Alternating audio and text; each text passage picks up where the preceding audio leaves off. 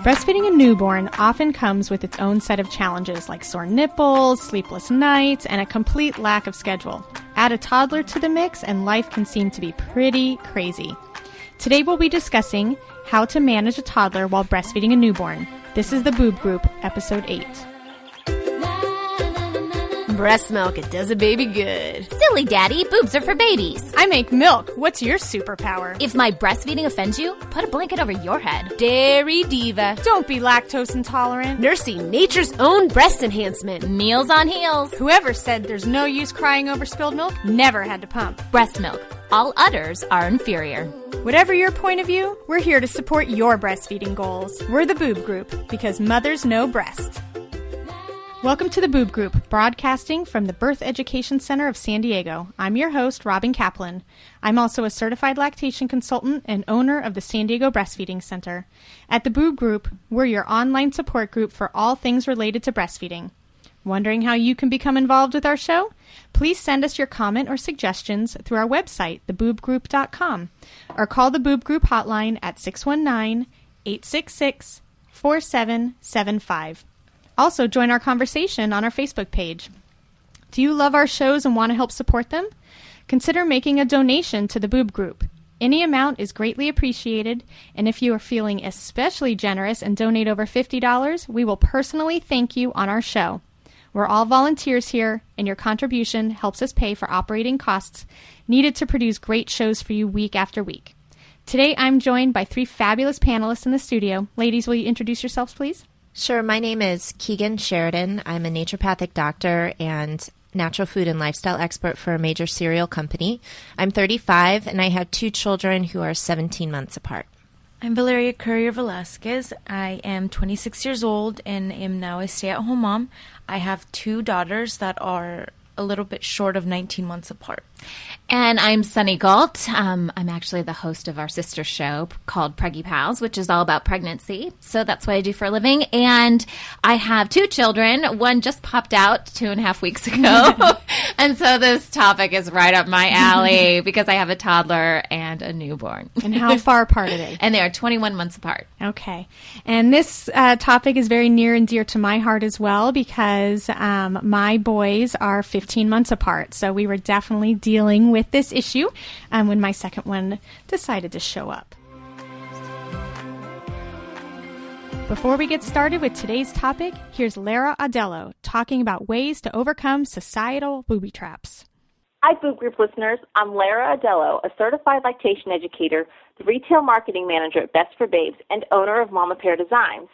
I'm here to answer some of your most common questions about how you can achieve your personal breastfeeding goals without being undermined by cultural and institutional booby traps, such as why do only half of hospitals help moms initiate breastfeeding in the first hour after birth?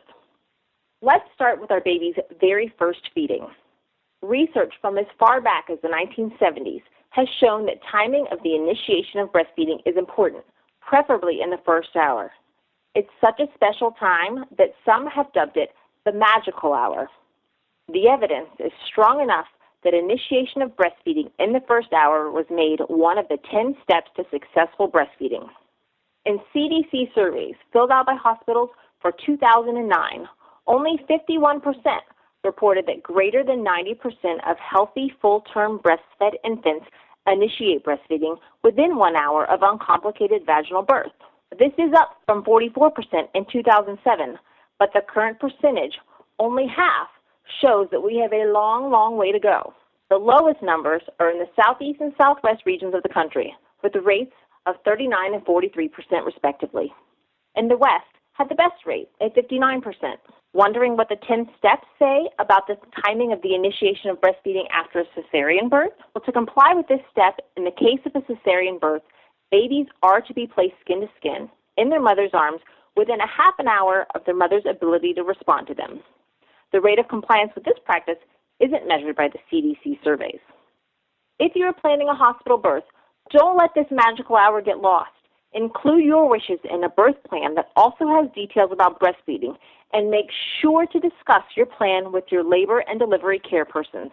A special thank you to Tanya Lieberman, IBCLC, for writing the Booby Trap series for Best for Babes. Visit www.bestforbabes.org for more great information about how to meet your personal breastfeeding goals, and my business, www.mamapeardesigns.com, for breastfeeding supportive wearables. And be sure to listen to the Boob Group for fantastic conversations about breastfeeding and breastfeeding support. Today on the Boob Group, we're discussing the challenges of breastfeeding a newborn when you already have a toddler. When my son Ryan was born, my older son Ben was only 15 months old. I felt like my breastfeeding hiccups were somewhat exacerbated since I wasn't able to sit and figure out things as well as I had when I just had one child. So ladies, how did you feel when you first found out you were pregnant and were still in the baby stage with your first? Well, my biggest problem was that I had horrible morning sickness and a very, very rambunctious little 12-month-old. So it was really hard that I couldn't just lay and nurse my morning sickness. I had to, chase her around. So that was really hard. And I definitely had a stage of mourning. A different type of mourning. Different type of mourning. I think for me, it was a little bit different because we tried so hard to get pregnant with Sayer, my firstborn. And when we found out we were pregnant, we were just ecstatic. And so going into a second pregnancy, we didn't think we were going to get pregnant. I mean, it was literally, I thought I was going to have to, call up the fertility doctor again and get on all the pills and do all the shots and all that fun stuff. And so we were just kind of having fun. And lo and behold, I take a pregnancy test and I'm like, are you kidding me? So for me, I think, more so than the rest of the ladies, I wasn't overwhelmed. I was just ecstatic because I was like, oh my gosh, I can't believe my body was able to do this. I mean, I literally thought this was going to be months and months of going through all of this again. So I might be a little bit different than everyone else. How did you prepare your toddler for this new baby?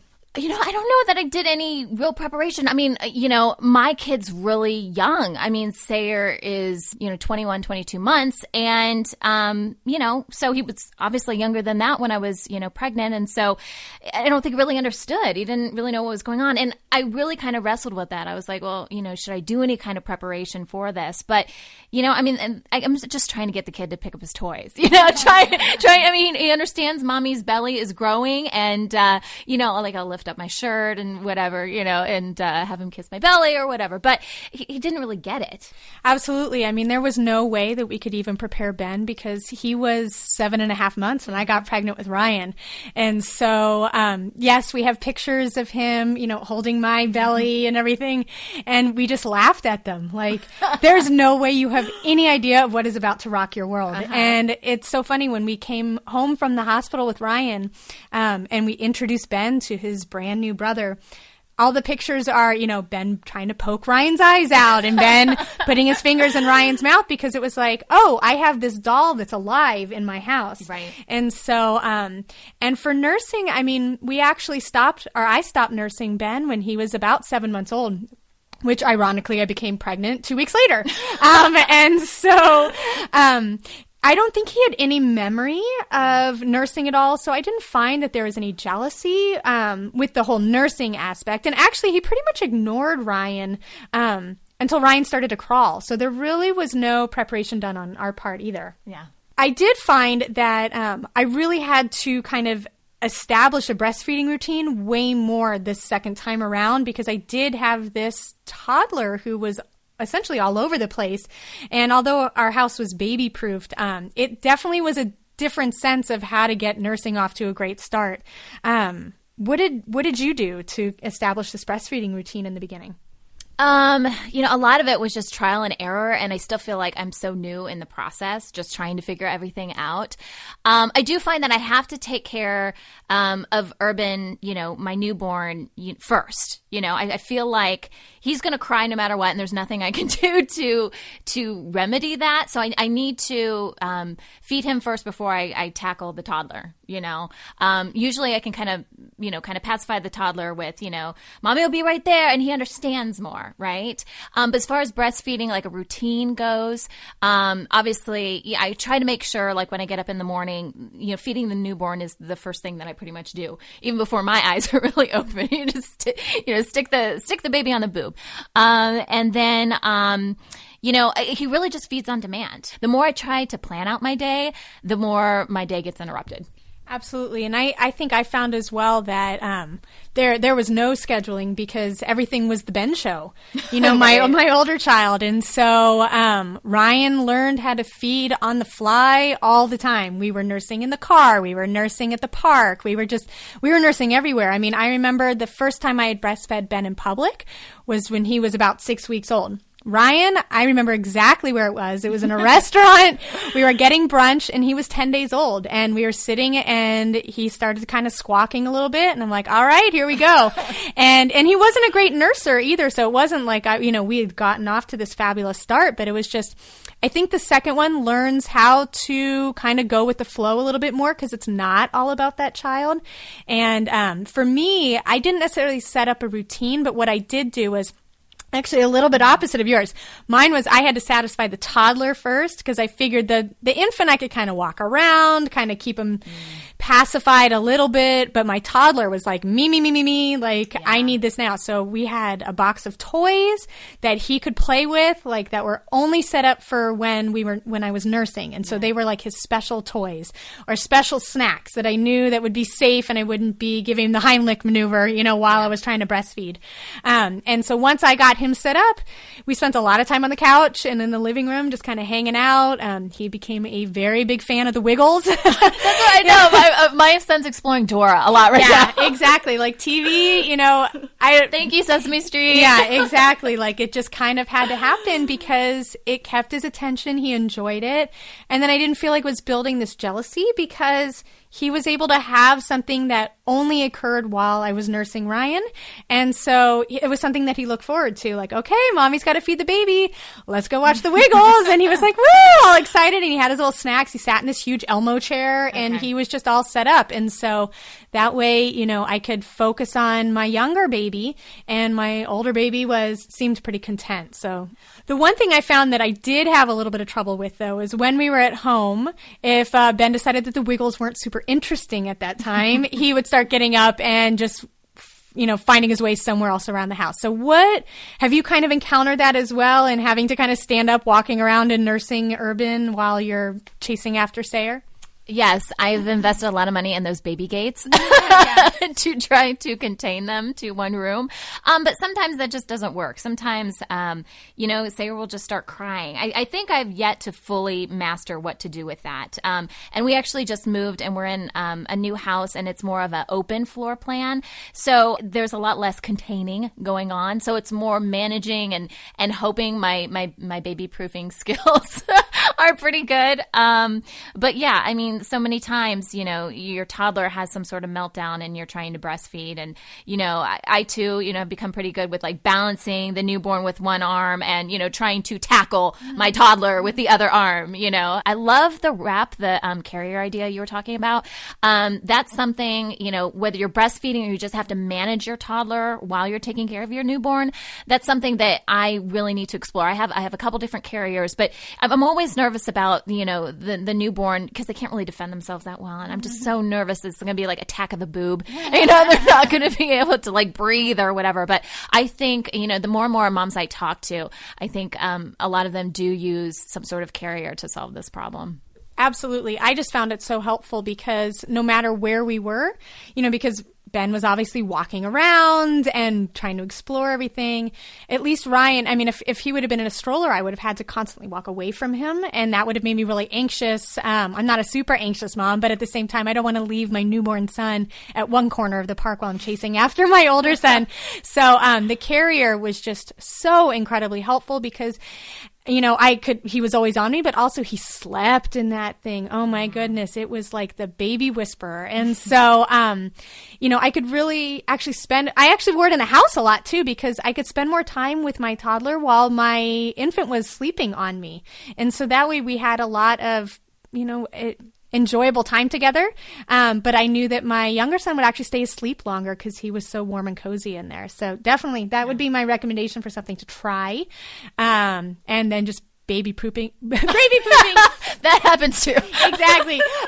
Baby proofing the heck out of your house, because that's just, there are going to be times where your older child will use it as an advantage that you're sitting there on the couch kind of sedentary, and he, at least if he's curious, like my little guy, and sounds like your little guy as well, they're going to be like, sweet, it's time for me to check out this big house that I've been waiting to kind of check out. Right. So the baby proofing was just huge for us as well. So that way I knew at least if he kind of found his way outside of the room we were in, there was pretty much, he probably couldn't hurt himself or drink Drano or something like that. Yeah, exactly. The Drano thing. And then also just making sure that, your front doors, anything that leads to the outside is extra baby proof. Oh yeah. Didn't you just have that happen? Oh my God. Yes. That's a story in itself. But yeah, essentially my newborn, that'd be interesting. My toddler just locked me out of the house, and I didn't even know he could deadbolt a door. But apparently not only can he do that, but he can do that in like 0.5 seconds. So that's always good to know.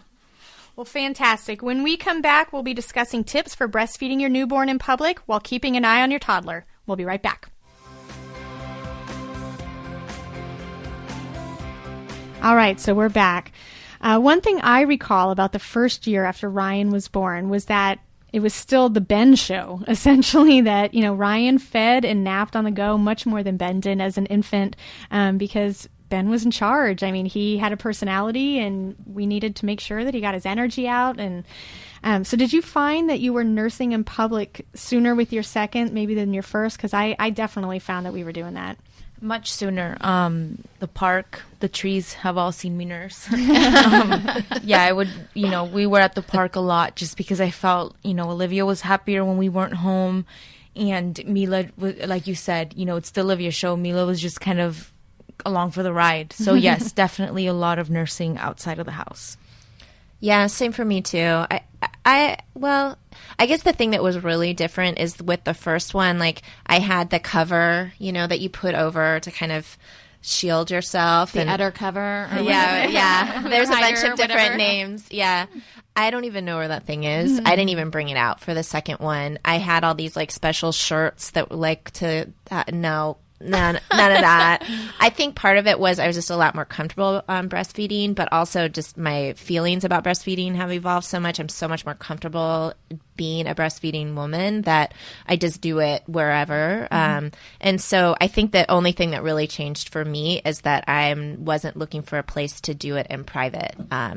So even if I was outside, I would be kind of shielding myself somewhere. Now I'm right on the picnic bench, right by the toys, nursing. Like, hey, we're all parents here. If you guys have a problem with it, then, that's really your thing to own, not mine. And I'm moving forward. So How about you, Sunny? Have you ventured into that yet? Not so much out in regular public. But one thing I did notice, and I know this isn't out in public, so to speak, but I did have a C-section, so I was in the hospital for a few days afterward.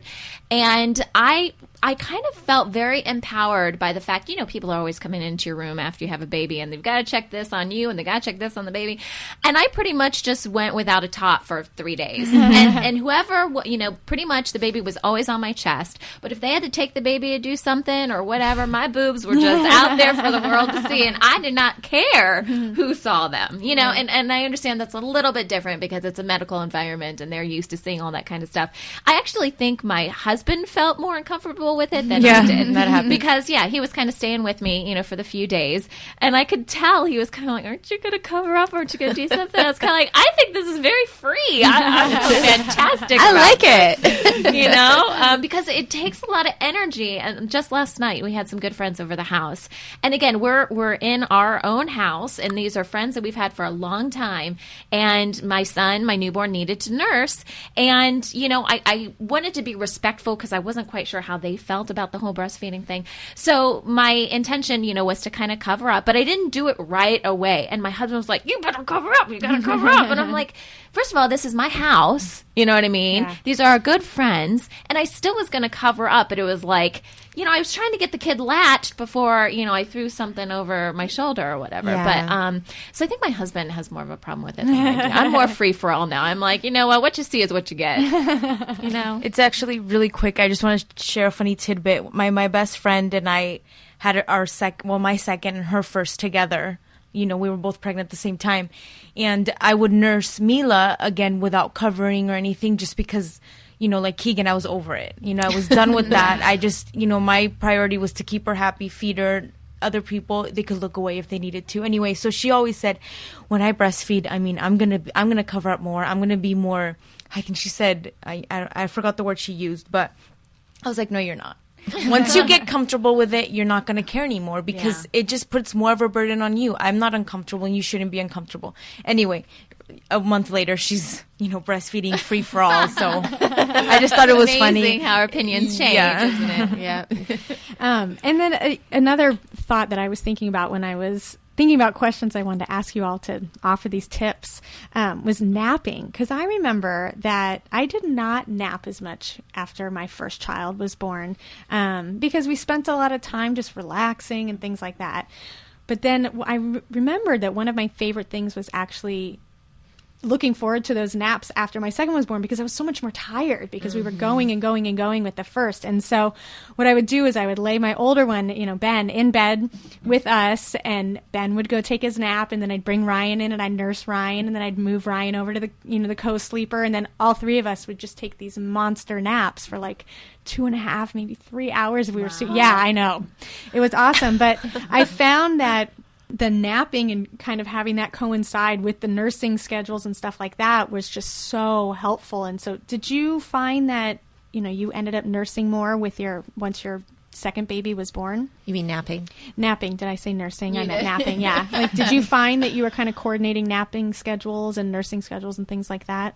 Not me, unfortunately. I mean, I was very tired and I still am very tired, but, no, I would use that time to shower, get ready, clean. I know I shouldn't. I wish I would have napped. But no, I used the time I was like, oh my gosh, there's sleep. What can I do? Usually I would just sit on the computer and read my email and Facebook. But it was still your time to do whatever you wanted to, right? That is true. Yeah.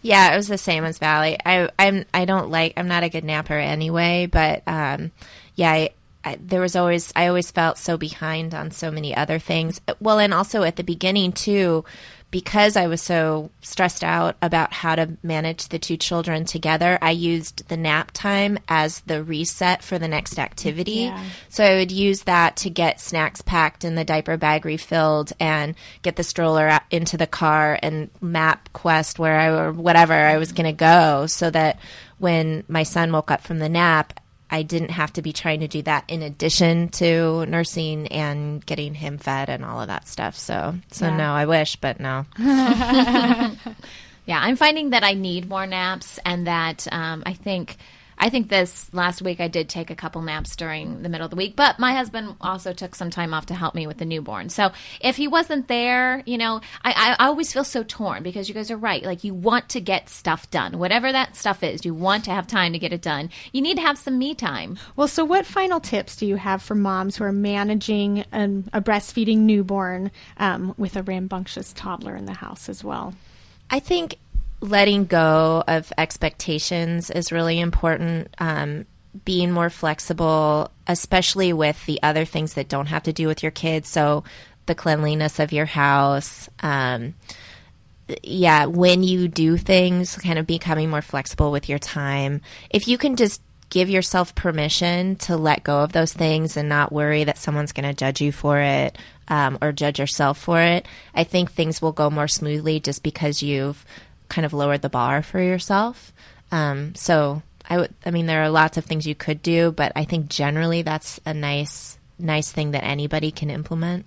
I think for me, in retrospect, going back on the last, almost 11 months, is that I think the newborn, is happy as long as she's close to you or he's close to you, and nursing. I think that honestly, now that I look back on it, the priority needs to be the toddler, because they're taking in so much. And as long as the newborn is nursed and happy, I really recommend baby wearing for this because the baby's going to be happy and content in there. And just giving that attention to your toddler, because you'll notice less tantrums, less fits. A happier toddler means a happier house, a more relaxed mom. So definitely what Keegan said about just focus on your kids. Forget about if your house is messy, if you're messy. As long as everyone's happy, that's way more rewarding than a clean house. So, absolutely. Yeah, my advice goes along with your guys's, and that is to live in the moment as much as possible, because they're only newborns for a very short period of time, and then, and then they're toddlers, and then they're, the whole process starts over again. And so, whether it's, and I'm kind of a neat freak too, so this whole parenting thing has been really tough on me because I don't even like it when stuff in my house doesn't match, my woods don't match or whatever, and I'm like, so suddenly I have this bouncer that's like this bright green color, does not match my wine decor. I mean, I'm going crazy on so many different levels, but then I have to take a step back and just be like, you know what, though? I mean, this is a very precious time. My kid does not care that, my house does not match at times, and that's fine. And he likes to play with his cars, and his cars are all over my living room floor. And yeah, it drives me crazy. But, it's creating a better environment if I don't freak out about it, and if I just kind of roll with the punches, so to speak. And so I'm really just trying to live in the moment and just appreciate the fact that they're kids and they don't care about the stuff that I care about, and they're happy, and that should be my primary concern. Absolutely. Roll with the punches, definitely my motto. That's just how you have to be. Right? Absolutely. Well, thank you so much, ladies, for your insight into how to manage a toddler while breastfeeding a newborn. Before we wrap things up, here's Amber McCann talking about the best online breastfeeding resources. Hello, Boob Group listeners. I'm Amber McCann, an international board-certified lactation consultant and owner of Nourish Breastfeeding Support just outside of Washington, D.C. I'm here to answer some of your most common questions when it comes to finding quality breastfeeding resources online, such as, so, I read a great book about breastfeeding. Is the author online? I am crazy, crazy lucky to have had the opportunity to meet so many authors of the books that were my favorites when I was breastfeeding my own children. I can tell you, without exception, they're wildly normal people who took their experiences as mothers and turned it into an opportunity to support others. One such author is Nancy Mohrbacher, author of Breastfeeding Made Simple. And as much as I love her book, I love her blog even more. You can find it at www.nancymohrbacher.com. That's www.nancymohrbacher.com. She has a way of taking the latest breastfeeding trends and research and turning them into blog posts that make me say, oh, now I get it. Her recent blogs about the effects of swaddling and the impact of free formula samples in the hospital have been particularly insightful. She also shares of her personal experience as a lactation consultant and also as a new grandma. We are lucky in my profession to have people like Nancy who are committed to supporting breastfeeding mothers, even in forms of media like blogs and Facebook that weren't around when they started their careers. Check out www.nancymohrbacher.com. Again, that's www.nancymohrbacher.com. Thank you for listening. I'm Amber McCann, and I'd love for you to check out my website at www.nourishbreastfeeding.com for information on my business and a little bit more about where to get connected with great online breastfeeding support. Or join me on my Facebook page. It's www.facebook.com/Nourish Breastfeeding Support. And if you have a great online breastfeeding resource you'd like us to know about, please send me an email to amber@nourishbreastfeeding.com or share it on the Boob Group Facebook page. Be sure to listen to the Boob Group each week for more fantastic conversations about breastfeeding and how to find great breastfeeding support. Thank you to all of our listeners. I hope you'll visit our website, theboobgroup.com, and our Facebook page to offer your advice on how you managed your toddler while breastfeeding your infant. If you have any questions about today's show or the topics we discussed, call our Boob Group hotline at 619-866-4775, and we'll answer your question on an upcoming episode. If you have a breastfeeding topic you'd like to suggest, we'd love to hear it. Simply visit our website, theboobgroup.com, and send us an email through the contact link. Thank you for listening to the Boob Group, because mothers know breast. This has been a New Mommy Media production. The information and material contained in this episode are presented for educational purposes only. Statements and opinions expressed in this episode are not necessarily those of New Mommy Media and should not be considered facts. While such information and materials are believed to be accurate, it is not intended to replace or substitute for professional medical advice or care, and should not be used for diagnosing or treating healthcare problem or disease or prescribing any medication.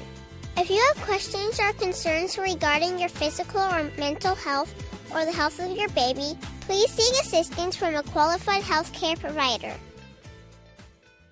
Hey mamas, don't forget to check out Mighty Moms. It's our online community built for new moms just like you. Not only can you connect with other moms, but you can also join us backstage for special mom-only online events. And you'll also be notified when we're recording so you can join us as a special guest. Visit our website, newmommymedia.com, and click on the Mighty Moms banner.